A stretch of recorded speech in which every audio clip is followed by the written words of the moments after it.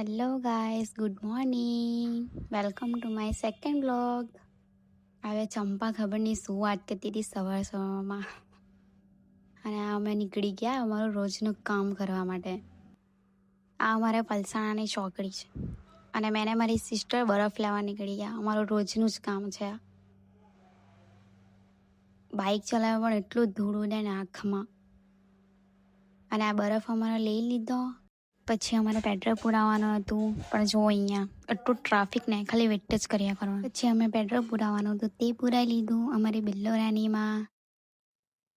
અને થોડું માર્કેટમાં સામાન લેવા જવાનું તે લીધું, પણ જોયું તો ત્યાં બધા જમવા બેસેલા હતા. જાતે જાતે સામાન લીધું અને પછી પાછા મેન માર્કેટમાં ગયા. આ અમારું પલસાણા માર્કેટ છે. અને પછી અમે ચારે બેન નીકળી ગઈ દુકાન માટે. જો અને આ આવીને બિસ્કિટ માંગે, લાવો મને બિસ્કિટ આપો. અને આ બે ચંપા એટલી વાત કરે ને ખબર નહીં. ગાઈસ, ઇવનિંગ વ્યૂ તો જો કેટલું બ્યુટીફુલ લાગતું છે. મેં તો એને જ જોયા કરતી હતી સાંજે.